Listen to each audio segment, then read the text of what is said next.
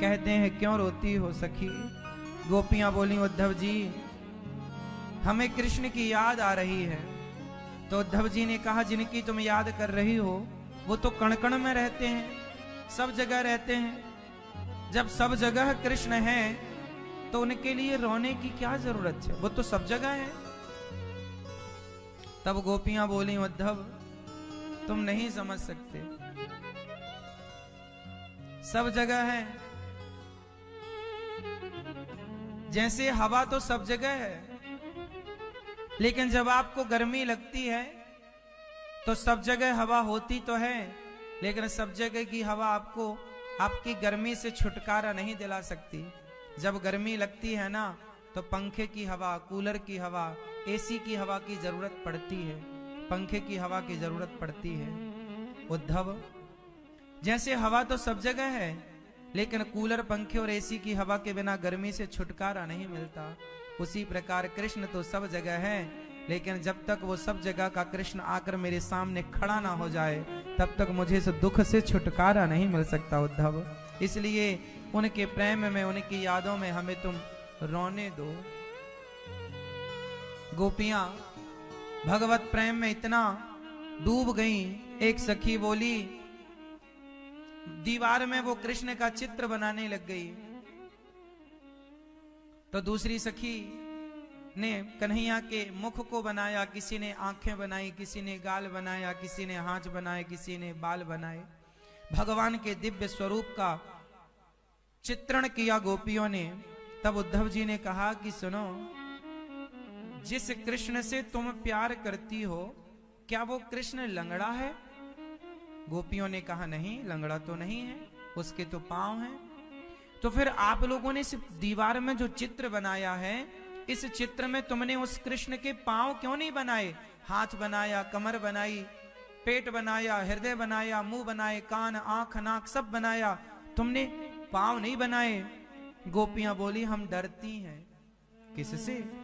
बोले जिस कृष्ण के पांव थे वो तो छोड़कर चला गया, अब तो तस्वीर के बल पर जीवन गुजर रहा है उद्धव। इस चित्र के भरोसे जी रही हैं उद्धव। कहीं से चित्र के पांव बना दिए हमने और ये चित्र भी हमें छोड़कर चला गया तो मर जाएंगे उद्धव। इसलिए हम पांव नहीं बनाती कि कहीं ये चित्र भी हमें छोड़कर चला ना जाए, जैसे कृष्ण हमें छोड़कर चले गए। तभी उद्धव जी ने देखा कि सब सखियां तो रो रही हैं, पर श्री राधा रानी को जब ध्यान से उद्धव जी ने देखा तो राधा रानी रो नहीं रही थी। उद्धव जी ने कहा कि जब सब रो रही हैं तो ये क्यों नहीं रो रही हैं? गोपियां बोली कि ये हमारी अधिष्ठात्री देवी हैं, राधा रानी है, ये रोती नहीं है। तो क्या ये कृष्ण से प्रेम नहीं करती? हाँ हाँ करती हैं। तो रोती क्यों नहीं है? इन्हें डर लगता है। डर? किस बात का डर? गोपियां बोली उद्धव इन्हें इस बात का डर लगता है कि जो कृष्ण अंदर बैठा है ना, यदि रोएंगी तो कहीं आंखों के द्वार से, कहीं आंसुओं के माध्यम से वो बाहर ना निकल जाए। इसलिए रोती भी नहीं है कि कहीं वो बाहर ना निकल जाए। इसलिए ये केवल उनकी यादों में खोई रहती हैं, केवल उनकी यादों में खोई रहती हैं। और गोपियों के आंखों के जो आंसू हैं, उन एक तो है आप लोग रोज भगवान की क्या करते हो? पूजा। क्या पूजा के रास्ते भगवान तक पहुंचा जा सकता है? हाँ या ना? भगवान तक पहुंचने का सबसे सरल और सटीक क्या मार्ग है? कौन सा वो राह है, रास्ता है जो भगवत धाम तक पहुंचा देगा, भगवान तक पहुंचा देगा? आप लोग रोज करते हो पूजा, लेकिन एक बात याद रखिएगा कि पूजा पर्याप्त नहीं है। अच्छा ये बताओ, जलेबी मीठी होती है या नहीं? हाँ या ना? जोर से। ना, जलेबी मीठी नहीं होती, चाशनी मीठी होती। जलेबी को चाशनी में ना डुबाया जाए तो क्या मीठी हो सकती है? जैसे जलेबी मीठी नहीं है, चाशनी की मिठास जलेबी में चढ़ जाती है, उसी तरह आप जो पूजा करते हैं वो पूजा है जलेबी की तरह, और प्रेम जो है वो चाशनी की तरह है। जब तक जलेबी को, जब तक पूजा को प्रेम की चाशनी में नहीं डुबाओगे, तब तक वह पूजा ग्रहण करने योग्य नहीं है। इसलिए अकेली पूजा यदि आप करते हो तो घाटे में हो। कैसी पूजा? राम ही केवल प्रेम प्यारा, जान ले ये जो जान निहारा। भगवान केवल प्रेम के बल पर मिलेंगे जब मिलेंगे। कौन सा बल? प्रेम का बल। इसलिए भगवान से प्रेम किया जाए, किसकी तरह? गोपियों की तरह। तो अब आप प्रश्न कर सकते हैं कि महाराज जी ये प्रेम कहां से आएगा? तो सत्संग से आएगा। और प्रेम कैसे प्रकट होगा? आओ हम प्रेम को प्रकट करने की कोशिश करते हैं।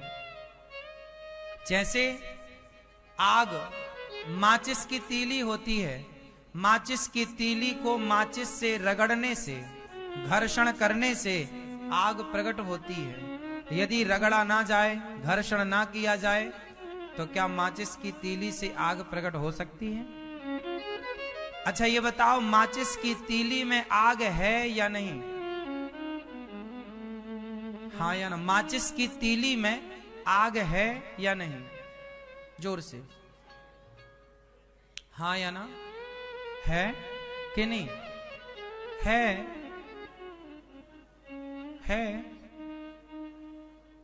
माचिस की तीली में आग है। सब जगह सब में आग होती है। माचिस की तीली में आग है, लेकिन वो आग प्रकट कब हुई? जब आपने घर्षण किया। तो माचिस की तीली में आग तो थी, पर प्रकट तब हुई जब घर्षण हुआ। उसी तरह भगवान तो सबके भीतर हैं, पर प्रकट तब होंगे जब प्रेम का घर्षण होगा। जब प्रेम होगा परमात्मा प्रकट होगा। प्रेम नहीं है तो भगवान को प्रकट करने की क्षमता पूजा में नहीं है। भगवान को प्रकट करने की क्षमता प्रेम में है। इसलिए भगवान को पूजा नहीं, प्रेम चाहिए। आपकी पत्नी और आपके पति को, अच्छा आपकी पत्नी आपकी पूजा बहुत करे, आपका पति आपकी पूजा करे, बढ़िया आपको धूप दीप से आपका वंदन करे, आरती उतारे, मिठाई खिलाए और बढ़िया पुष्प माला पहनाए, आपका पति और आपकी पत्नी पूजा आपकी करे और प्यार करे पड़ोसी और पड़ोसन से, चलेगा? आपका पति पूजा आपकी करे, आपकी पत्नी पूजा आपकी करे, आपके चरणों में पुष्प चढ़ाए, आपकी आरती उतारे और प्यार करे पड़ोसी से, चलेगा? आपका पति पूजा आपकी करे, पत्नी को माला पहनाए, पत्नी की आरती उतारे, पत्नी को पुष्प चढ़ाए, दक्षिणा चढ़ाए, परिक्रमा लगाए पत्नी की और प्यार करे पड़ोसन से, चलेगा? तो पूजा आपकी कोई करे और आपसे प्रेम ना करे तो क्या कोरी पूजा से आप प्रसन्न होंगे? तो जिस पूजा से आप प्रसन्न नहीं हो सकते, भला उस पूजा से भगवान कैसे प्रसन्न होंगे? इसलिए पूजा नहीं, पूजा के संग प्रेम हो। क्या होनी चाहिए? राम ही केवल प्रेम प्यारा। भगवान को प्रेम चाहिए, इसलिए आप प्रेम कीजिए। और प्रेम कब प्रकट होगा? जब सत्संग करेंगे। प्रेम तो देखो होता है, भगवान को रोज नहलाओ, रोज पुष्प चढ़ाओ, रोज दर्शन। मंदिर रोज क्यों जाना चाहिए? मंदिर रोज क्यों जाना चाहिए? मंदिर जाना क्यों मंदिर जाना चाहिए? उत्तर दो। मंदिर रोज क्यों जाना चाहिए? रोज भगवान को क्यों नहलाना चाहिए? रोज क्यों भोग लगाना चाहिए? रोज क्यों तुलसी और पुष्प चढ़ाना चाहिए? क्यों ये सब क्यों होता है? कारण आप बताओ, क्यों रोज मंदिर जाना चाहिए कि नहीं जाना चाहिए? हाँ, आप रोज आप क्यों भोग लगाते हैं? रोज क्यों भगवान को स्नान क्यों करना चाहिए? ये सब क्यों? क्योंकि आप जिनके पास रोज जाते हैं ना, उनसे आपका प्रेम होता है। आप हमसे रोज मिलेंगे या हफ्ते में 1 दिन 2 दिन मिलेंगे, तो परस्पर जब हम आपसे मिलेंगे ना, तो मिलते मिलते क्या होता है? प्रेम प्रगाढ़ होता है। क्या होता है? प्रेम बढ़ता है। यदि हम और आप निस्वार्थ भाव से मिलें तो प्रेम बढ़ेगा। और आपकी पड़ोसन रोज आपके पास आए, बहन जरा आज 2000 रुपए दे दो, आज 500 दे दो, आज 100 रुपए दे दो, तो वो भी रोज मिलेगी आपको, लेकिन उससे प्रेम नहीं बढ़ेगा। आपको लगेगा ये क्यों आ गई। प्रेम हमारा और आपका तब बढ़ेगा मिलने से, जब आप हमसे तो मिले, हम आपसे तो मिले, लेकिन हमारे और आपके मिलन में ना कोई स्वार्थ ना हो। हमारे और आपके मिलन में कोई स्वार्थ ना हो। स्वार्थ होगा तो वो प्रेम प्रेम फिर वो प्रेम है ही नहीं, वो तो स्वार्थ है। तो भगवान के मंदिर रोज क्यों जाना चाहिए? इसलिए क्योंकि जब भक्त, कोई स्वार्थ नहीं होगा भक्त का, और भगवान का तो कोई स्वार्थ है ही नहीं आपसे, तो आप भी निस्वार्थ हैं और भगवान भी निस्वार्थ। और जब निस्वार्थ निस्वार्थ दोनों मिलेंगे तो प्रेम प्रकट होगा। यही ये प्रेम प्रकट हो। हम बिहारी जी के दर्शन करने क्यों जाते हैं? प्रेम होगा इसलिए जाएंगे, और प्रेम नहीं होगा तो जाने से प्रेम प्रकट होगा इसलिए जाएंगे। होगा तो बढ़ेगा, नहीं होगा तो प्रकट होगा, फिर वो बढ़ेगा। तो भगवान को रोज नहलाते क्यों हैं, पूजा क्यों करते हैं? क्योंकि ये सब चीजें प्रेम को बढ़ाने में सहयोगी हैं। भगवान को पुष्प क्यों चढ़ाते हैं? बताओ, भगवान को पुष्प क्यों चढ़ाते हैं? बोलो।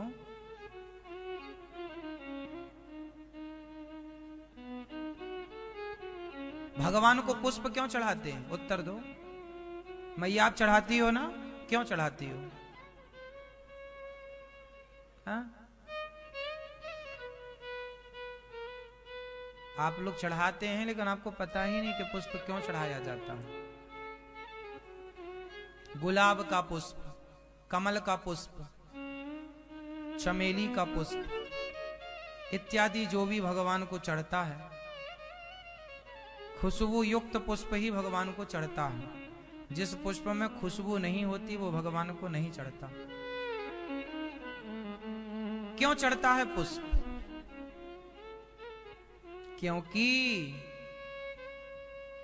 इस धरती में ईश्वर की सारी जो रचना है, ईश्वर की सारी संरचनाओं में सबसे सुंदर है पुष्प।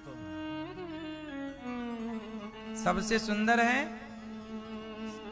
आप देखो ना, पूरे जंगल में यदि एक पुष्प होगा, पेड़ की सुंदरता तब ज्यादा होती है जब वो पुष्पों से भरा हो। चाहे कोई भी हो, आम को देखना आप, लेकिन जब आम में मोर आने लग जाती है, सीजन आम का मोर नहीं आने लग जाती, वो पुष्प मान लो आप उससे, वो पुष्प ही है आम का। उस तरह से आम का पेड़ तब ज्यादा सुंदर लगता जब उसमें मोर आने लग जाती है। समझते ना मोर उसकी? कनेर का कनेर का पेड़ होता है, जब कनेर का पेड़ पुष्पों से भरता है तो वो और खूबसूरत लगता है। गुलाब से भरता है तो सुंदर लगता है। और सुंदरता का प्रतीक है पुष्प। पूरे तालाब में कंचन जल है, सुंदर जल है, लेकिन उसमें जब कमल खिला हो तो वो सुंदरता और बढ़ाता है तालाब की। तो ये चीजें सुंदर हैं, इतनी सुंदर हैं, इसलिए आप भगवान के चरणों में गुलाब तोड़कर इसलिए ले जाते हैं कि प्रभु मैं पूरा जंगल पूरा बगीचा घूम कर आई, लेकिन ये सबसे सुंदर था। आप भी सबसे सुंदर हैं और ये भी सबसे सुंदर, तो आप सुंदर के चरणों में ये सुंदर पुष्प मैं समर्पित कर रही हूं। इस सुंदर पुष्प को बनाया किसने? उसी सुंदर परमात्मा ने। तो आपकी रचना, आपकी संरचना आपके चरणों में। भगवान को मोर का पंख लगता है माथे पर, मुकुट पर। क्यों लगता है मोर का पंख? क्यों मोर का पंख भगवान के मुकुट पर सजता है? क्योंकि इस धरती में सबसे सुंदर यदि कोई पंख है, मोर पंख। मोर पंख से सुंदर कोई पंख हो तो आप नाम बताओ। तो जो सबसे सुंदर है, वो सुंदर जो है वो श्याम सुंदर के लिए है, इसलिए भगवान का नाम है सुंदर। भगवान का एक नाम क्या है? सुंदर, श्याम सुंदर। भगवान का नाम क्या है? सुंदर। भगवान सबसे सुंदर है, तो सुंदर भगवान को सुंदर चीजें दी जाती, इसलिए भगवान को भोग भी किसका लगता है? अच्छे अच्छे सुंदर सुंदर पकवानों का। आज भी पुराने मंदिर हैं, वहां ठाकुर जी को पकवानों का भोग, खीर बढ़िया, रबड़ी का भोग, सुंदर चीजों का। स्वाद में जो सबसे सुंदर हो, बगीचे में जो सबसे सुंदर हो। तुलसी क्यों चढ़ती है? क्योंकि तुलसी सबसे सुंदर है, सबसे छोटी है, सबसे सुंदर है। और सुंदर इसलिए कि हर जड़ी बूटी में सबसे अधिक गुणकारी तुलसी है। गुणों की कल बात करें तो तुलसी में जितने सुंदर गुण हैं, अन्य किसी पेड़ पौधों में इतने, किसी औषधि में इतने सुंदर गुण नहीं है, इसलिए सुंदर है। गुण के हिसाब से सुंदर है, तुलसी सुंदर है। और जब तुलसी पूरी हरे भरे पत्तों से भरी होती है तो तुलसी कितनी सुंदर लगती है। तो सुंदर चीजें भगवान को समर्पित की जाती हैं, इसलिए आप भगवान को। अच्छा, आपके पास क्या सुंदर है? अब बताओ, आपके पास क्या सुंदर चीज है? जोर से, आपके पास क्या सुंदर है? क्या? आपके शरीर में आपके सब चीजों को जोड़ा जाए, 5 ज्ञानेंद्री, 5 कर्मेंद्री, मन, बुद्धि, चित्त, अहंकार और इत्यादि जो तत्व हैं, शरीर है, इंद्रियां हैं, आपके पूरे सर्वांग शरीर में सबसे सुंदर क्या है? जोर से, हाँ, मन। अब भगवान को सबसे सुंदर चीज चढ़ती है, तो आपका मन है सबसे सुंदर, लेकिन क्या आपका मन सुंदर है? क्या मन में छल नहीं भरा? क्या मन में कपट नहीं भरा? क्या मन में ईर्ष्या, द्वेष, नफरत, घृणा नहीं भरी? और जब ये भरी है तो फिर मन सुंदर रहा कहां? सुंदर कहां रहा मन? और सुंदर बन गया जिनका, उनका मन चढ़ गया और उनके मन में आकर बस गए भगवान। मन का ही खेल है साहब पूरा। इसलिए सबसे सुंदर भगवान को, सबसे सुंदर। इसलिए भगवान क्या कहते हैं? निर्मल मन जन सो मोहि पावा। भगवान भी आपका मन चाहते हैं, आपका शरीर नहीं चाहते। आपके शरीर में, आपके जीवन में सबसे सुंदर है आपका मन, और वो मन ही गंदा है, आपने कर रखा है। अब एक काम करो, फटाफट अपने मन को साफ करो, और साफ करके जब मन सुंदर हो जाए तो पुष्प का भी एक नाम है मन। पुष्प का एक नाम क्या है? मन, सुमन।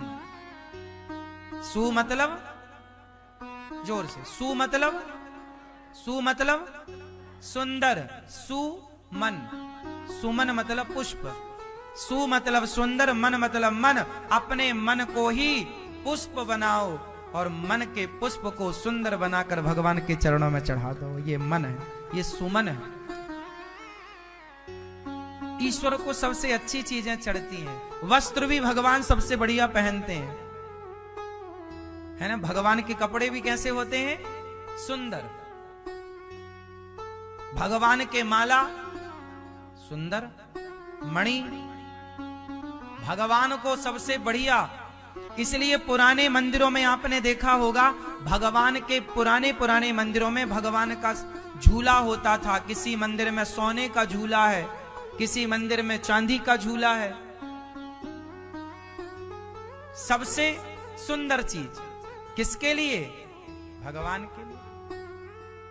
इसलिए सोने का झूला, सोने के, इसलिए मंदिरों में, कुछ मंदिरों में कुछ लोग सोने के बर्तन, सोने की थाली, क्योंकि भगवान हैं, सुंदर हैं, तो सबसे सुंदर।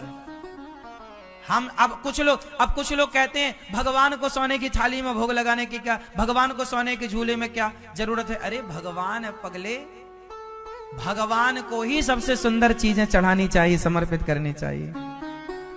हमारा गुजारा तो टाट में भी हो जाएगा, हमारा गुजारा तो झोपड़ी में भी हो जाएगा। पर यदि आप सामर्थ्यवान हैं, तो आपके घर में यदि गोपाल जी हैं, तो जो आपके घर में सबसे सुंदर चीज है, सबसे बढ़िया, वो भगवान के लिए होनी चाहिए। इसलिए जब फल लाओ तो बच्चों को बाद में खिलाओ, पहले भगवान को भोग लगाओ।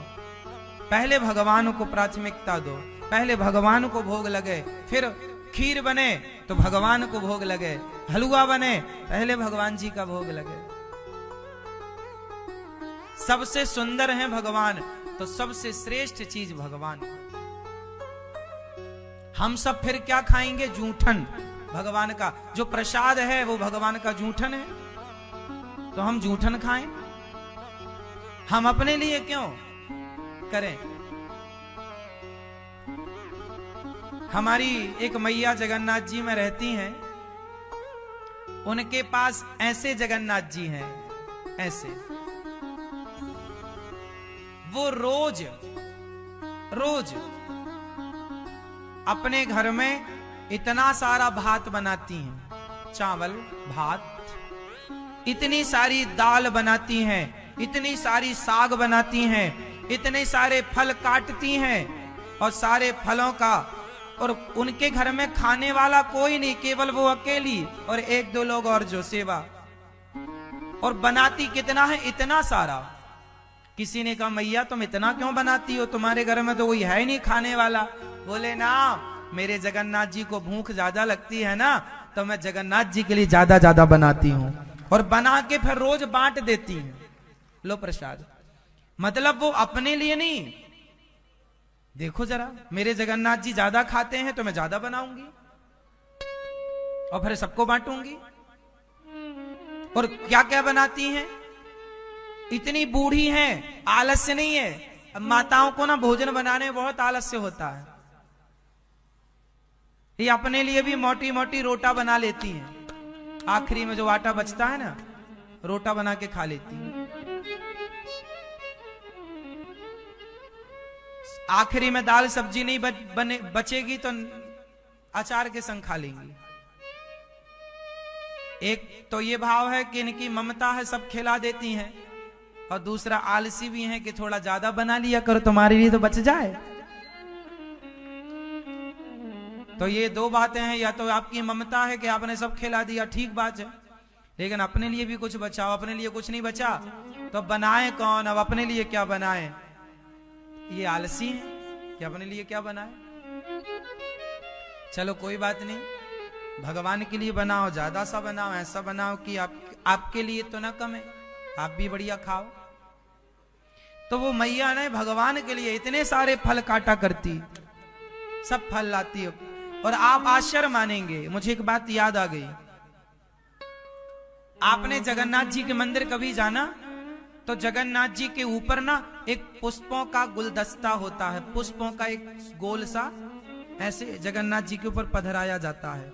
वो पुष्पों का जो गुलदस्ता है ना, वो पुष्प जो है वो मैया बनाती हैं, और आश्चर्य मानेंगे। उसमें जो पुष्प लगते हैं वो पुष्प मैया के लिए चेन्नई से, दक्षिण भारत से पुष्प आते हैं, क्योंकि वहां जो बढ़िया वाले पुष्प होते हैं वो बाय फ्लाइट आते हैं, फ्लाइट से फिर वहां आते हैं और मैया पूरा खर्चा उठाती है सब चीजों का। पुष्प भगवान के लिए हैं तो बढ़िया बढ़िया पूरे भारत में उसने देखा सबसे बढ़िया फूल कहां मिलता है, क्योंकि वो मेरे जगन्नाथ जी के लिए। भाव तो देखो, भाव है, यही तो मन की शुद्धि है। अपने लिए तो सब कोई सब करता है, कुत्ते भी अपने लिए सब करते हैं, लेकिन भगवान के लिए सब होना, भगवान के लिए। एक राजा की कथा मैंने सुनी। एक राजा के मंदिर था, तो वहां एक भक्त आया करते थे पूजा करने। तो राजा ने एक दिन कहा, संत जी आप पूजा कर लिया करो भगवान जी की, जो सेवा हो ठाकुर जी की करना। राजा बोले करना। संत जी बोले सुनो, हम एक शर्त पर सेवा करेंगे कि हम भगवान की जब सेवा करें तो कोई रोका टोकी ना करे और हमसे कोई हिसाब ना मांगे। राजा बोले आपसे हिसाब कौन मांगेगा, बढ़िया भोग लगाओ, बढ़िया श्रृंगार करो, ठीक है। अब लो भैया, संत जी रोज भगवान के लिए बढ़िया सा सोने के बर्तनों में ठाकुर जी को बिठाएं और नहलाएं और पूजा करें, और भगवान को सुंदर सुंदर रेशमी वस्त्र पहनाएं, संत जी खूब सेवा करें। और वो संत जी बहुत बड़े भक्त थे। और हुआ क्या कि वो बढ़िया बाजार से सबसे पूरी बाजार घूमते, जो सबसे बढ़िया फल दिखते। और आजकल हमारी माताएं या पुरुष कुछ लोग क्या करते हैं, आज हमारे घर में सत्यनारायण भगवान की पूजा है तो भैया जरा केला देना। कैसे दिए, बोले 20 रुपए दर्जन। अरे 20 रुपए, थोड़ा कम वाला है? हाँ हाँ कम वाला है, 10 रुपए दर्जन है। हाँ हाँ तो ये वाले दे दे, कोई खाना थोड़ी है, पूजा में लगना है। ऐसी करते हैं ना लोग कि पूजा वाले हैं तो सस्ते वाले दे दे। वो केला आधा तो ऐसे झूला झूल रहा है, ये वाले भगवान को चढ़ा देंगे, जो बढ़िया होंगे वो बच्चों को खिला देंगे, खुद खा लेंगे। ऐसे ही अब आप लोग पूजा कराते हैं ना तो सुपारी लाते हैं। पूजा की सुपारी देखी आपने? हाँ, वो तुम अपने बाप को खवाओ तो तुम्हारा बाप नहीं खाए, और तुम भगवान को खवाते हो। वो सुपारियां जो तुम भगवान के लिए लाते हो छोटी छोटी, फोड़ कर देखना सारी सड़ी होती हैं, लेकिन आपको तो नहीं, भगवान को खिलाना है इसलिए ले आओ सस्ती वाली। आप लोग अपने लिए सबसे महंगी चीज लाते हैं और भगवान के लिए सबसे सस्ती, जबकि जो भक्त होता है वो अपना गुजारा सस्ते में, पर भगवान ठाट बाट से रहने चाहिए। ये भावना है भक्त की। अब इस भावना को ये सामान्य लोग, विषय भोगी लोग क्या समझें? इस भावना तक वो पहुंच ही नहीं सकते। अब बिहारी जी में फूलों का बंगला बनता है, वो बंगला 5-5, 10-10, 20-20 लाख का होता है। एक बंगला 20 लाख का, 50 लाख का बंगला फूलों का, उसकी कारीगरी बनाना में पुष्पों का खर्चा, दूर से पुष्प आते हैं, एक बार में 1 दिन चलता है, 2 दिन चलता है, और 20 लाख 50 लाख रुपए। कुछ लोगों ने कहा क्यों? अरे भाई वो बिहारी जी हैं, वो भगवान हैं, भगवान आज पुष्पों के बंगले में सजेंगे। वो भक्त भगवान के लिए कर रहे हैं सब कुछ, हमारे भगवान की प्रसन्नता के लिए। अब आप कहो भगवान इसमें प्रसन्न होते हैं? भगवान को ना चाहिए कुछ नहीं, भगवान नहीं कहते कि तुम हमारे लिए करो, ये तो भक्तों का अपना भाव है। कुछ पत्नियां अपने पति से नहीं कहती कि तुम हमें बढ़िया साड़ी दिलवाओ, कुछ पत्नियां नहीं कहती कि तुम हमें बढ़िया हार दिलवाओ, पर पति फिर भी उसके लिए हार ले आता है, बढ़िया साड़ी ले आता है। तो पत्नी ने मांगा थोड़ी था, पर पति ने लाकर दिया, ये उसकी प्रसन्नता के लिए था। जब पति का प्रेम एक पत्नी की प्रसन्नता के लिए ऐसा हो सकता है, तो एक भक्त का प्रेम भगवान की प्रसन्नता के लिए क्यों नहीं हो सकता कि हम आपके लिए सब करें? ये तो भाव है, ये तो प्रेम है, सबका अपना अपना प्रेम है। कुछ लोग भगवान को 56 भोग लगवाते हैं, इसलिए लगवाते हैं क्योंकि आज ठाकुर जी भोग लगाएंगे, भाव से प्रसाद पाएंगे। ये भाव है। और भगवान भावग्राही जनार्दन, भगवान भाव के भूखे हैं। इसलिए पूजा की सुपाड़ियां आप देख लो। इसलिए भगवान की पूजा सबसे बढ़िया भाव से। भगवान को क्या देना है? भगवान के चरणों में क्या चढ़ाना? क्या दोगे आप? प्रेम। अपना मन क्या करोगे? निर्मल करोगे। निर्मल मन भगवान को समर्पित करेंगे। तो आज से आप लोग भगवान को क्या देंगे? मन। भगवान को सबसे सुंदर चीज देंगे। सुंदर क्या है? मन। तो मन कैसे देंगे भगवान को? सुंदर बनाकर। और मन सुंदर कैसे होगा? आपका मन सुंदर है या नहीं? बोलो हाँ। मन सुंदर है आपका कि ना? नहीं, नहीं है तो बनाओ। ईर्ष्या द्वेष छल कपट त्यागो और मन को सुंदर बनाओ। मन ही भगवान तक पहुंचाने का मार्ग है। इसलिए भगवान की पूजा ठीक है, प्रेम। भगवान से प्रेम करो।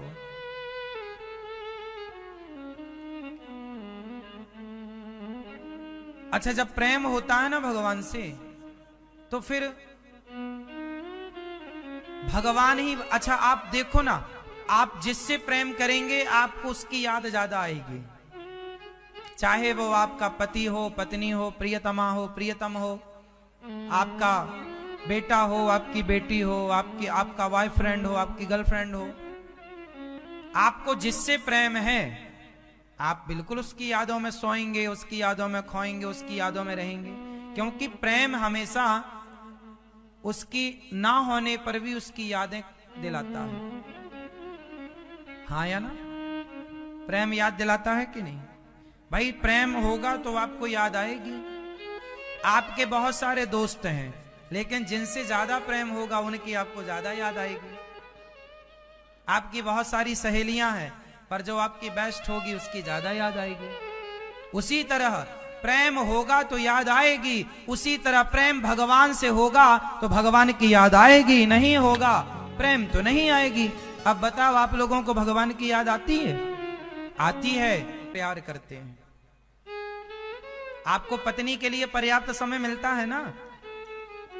आपको अपने बच्चों के लिए पर्याप्त समय मिलता है ना? काम के लिए पर्याप्त समय, बिजनेस व्यापार के समय है। लेकिन आप सबको तो समय देते हैं, लेकिन समय की कटौती कहां करते हैं? भगवान में। भगवान की आरती भी कैसे गाते हैं? ओम जय जगदीश्वर स्वामी जय जगदीश्वर, भक्त जनों के संकट क्षण में दूर करे, ओम जय जगदीश्वर। आपको लगता है कि यहां समय क्यों देना? तुम्हें वो माता पिता, तुम्हें बंधु, तुम्हें सर्वम देव देव। ऐसे आप करते हैं। क्यों? आप भगवान को समय नहीं देना चाहते। समय देना आपकी मजबूरी है। आपको डर लगता है कहीं भगवान की पूजा नहीं की तो कहीं ऐसा ना हो जाए। कुछ लोग तो डर के मारे करते हैं, डरते हैं कि कहीं ये ना हो जाए, कहीं वो ना। सुनो, डरा मत करो। या तो करो बढ़िया या तो मत करो। भगवान तुम्हारा बुरा नहीं करेंगे कभी। तो या तो करो बढ़िया या तो मत करो। भगवान तुम्हारा बुरा नहीं करेंगे कभी। भगवान तो सदा सबका भला करते हैं। और भक्ति करने से क्या होता है? जीवन में आया हुआ संकट, मेरे जीवन में जो संकट आएगा वो तो आएगा, लेकिन जब मैं भगवान के आश्रित रहूंगा तो आने वाला संकट बहुत बड़ा होगा। और जो भगवान के आश्रित होता है तो बस भगवान की शरण में रहने से केवल इतना होता है कि बहुत बड़ा संकट जरा से में टल जाता है, छोटे से में टल जाता है। एक संत जी थे, बहुत बड़े भक्त थे। अभी एक संत जी, मैंने बोला कि एक मंदिर में वो पूजा करते थे संत जी। तो राजा से कहा कि तुम मुझे रोका टोकी नहीं करोगे और हिसाब किताब नहीं मांगोगे।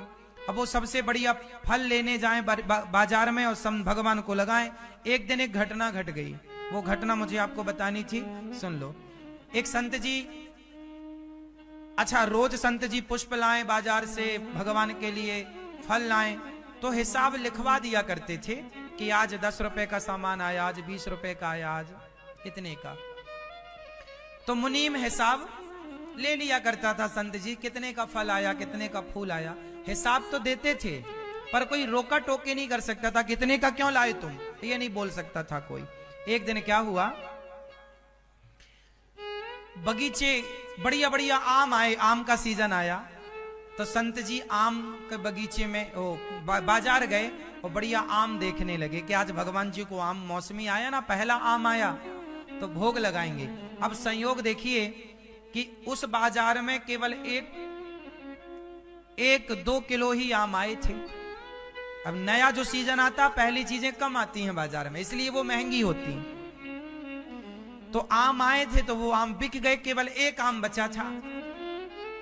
एक आम बचा और तभी उस दुकान में संत जी पहुंच गए। बढ़िया आम था, पीला पका हुआ।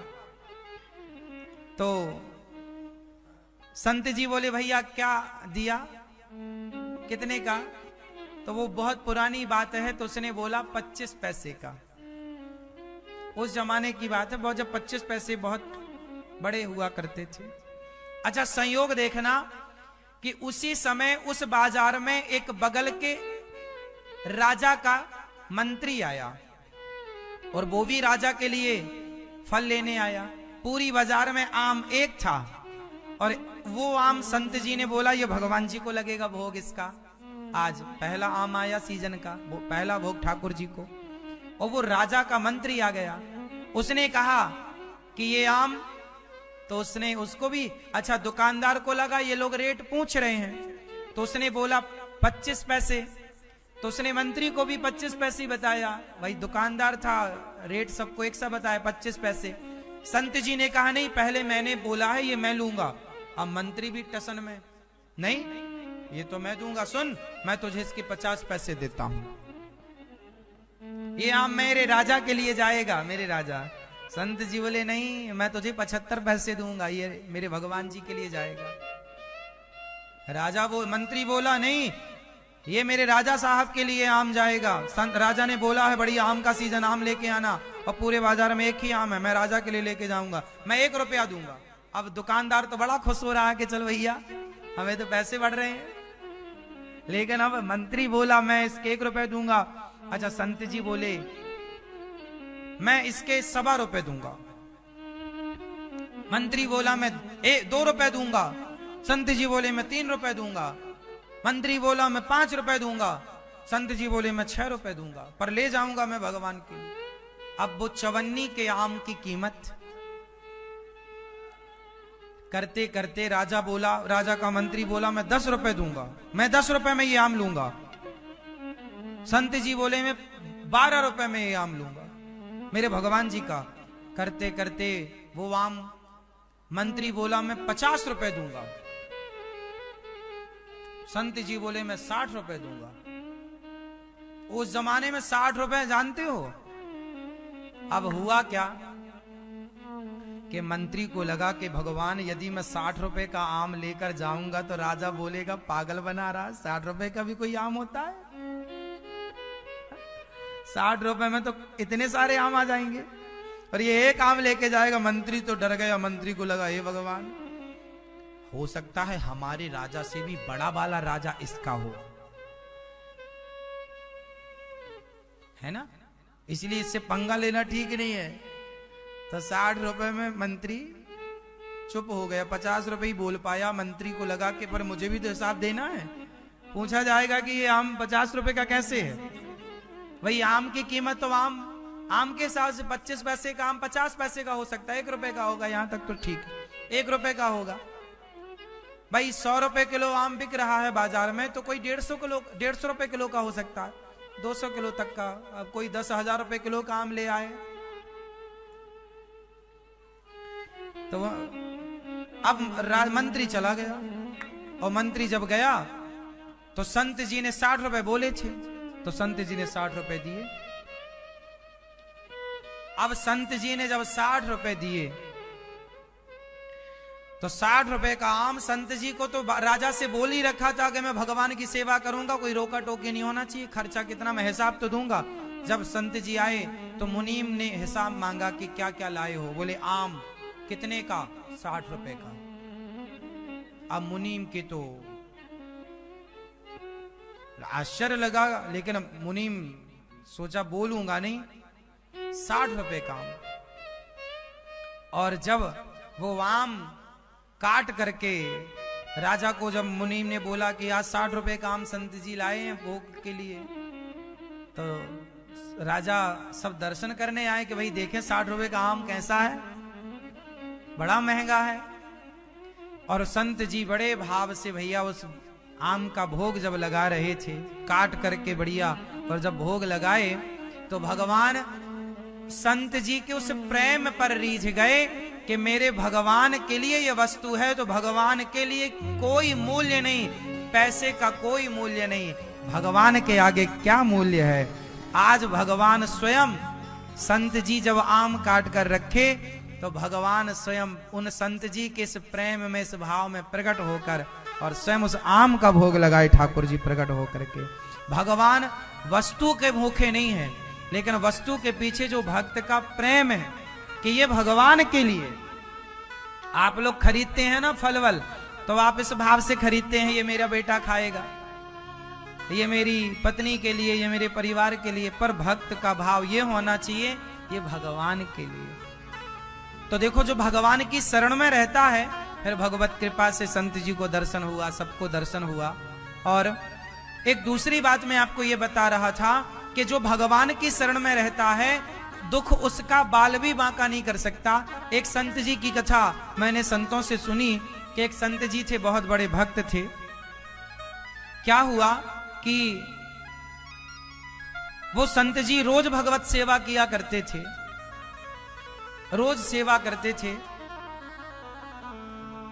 वो आम का भोग लगाए वो, और आम का भोग लगाने के बाद वो भगवान ने प्रसाद पाया, जो बचा वो खाए, संत ने राजा को दिया, सबको दिया। एक दिन क्या हुआ, उन्हीं संत ने देखा कि मेरे द्वार पर ना कोई काला सा आदमी खड़ा है।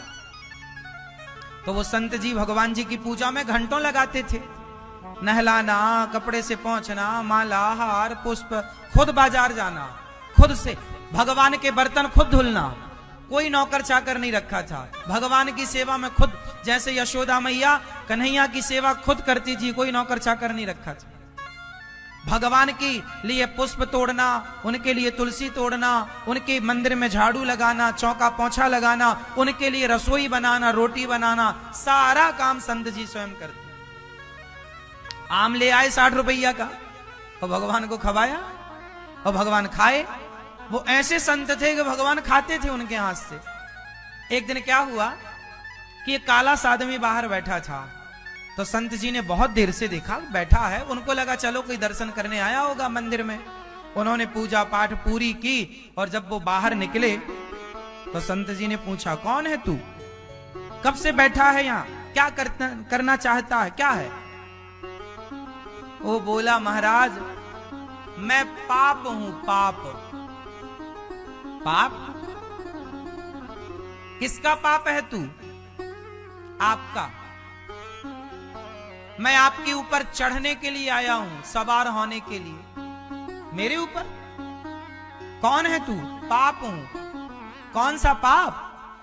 आपने पिछले जन्म में कोई पाप किए थे तो वो पापों का फल आपको मिलना है।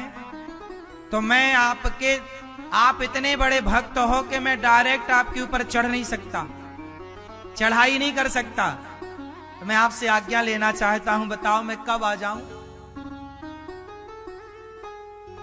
संत जी बोले, ये बता कि तू कितने दिन के लिए आना चाहता है? बोले, महाराज ज्यादा नहीं, मैं 12 साल रहूंगा आपके पास। 12 साल मुझे भोगना पड़ेगा? हाँ, आपने किसी जन्म में जाने अनजाने में जो पाप किए होंगे, अब वो पाप तो खड़ा है आपके सामने, स्वीकार करो। तो बोले, जब तू मेरे ऊपर आएगा तो मेरा क्या होगा? बोले, आपके शरीर में गलन हो जाएगी। मैं कोढ़ हूं, कोढ़। कोढ़ का रोग मावाद बनती, पूरे शरीर में चमड़ी गल गल के गिर जाएगी, आप उठ भी ना पाओगे, बड़ा कष्ट होगा, बड़ी पीड़ा होगी। संत जी ने बोला, सुन, मैं 12 साल तो तेरे को उठा सकता हूं, तू जितना दर्द देगा देना, लेकिन फिर मेरी पूजा छूट जाएगी, मेरी भगवत सेवा छूट जाएगी। तो एक काम कर कि मैं देख सेवा नहीं छोड़ सकता, तू एक काम कर, कुछ कम कर, कम कर। तो बोले आप कृपा करें तो बताओ। बोले मैं 12 साल के लिए आया हूं। अच्छा मैं 6 साल के लिए आऊंगा। संत जी बोले नहीं, 6 साल पड़ा रहूंगा तो 6 साल तक सेवा कौन करेगा। अच्छा मैं 3 साल के लिए आऊंगा। नहीं 3 साल ज्यादा, 3 साल सेवा कौन करेगा। अच्छा मैं 1.5 साल के लिए आऊं। अरे 1.5 साल सेवा कौन करेगा। अच्छा मैं 1.5 महीने के लिए आऊंगा। नहीं 1.5 महीने के लिए। अच्छा तो मैं 1.5 दिन के लिए आऊं ना। 1.5 दिन सेवा कौन करेगा।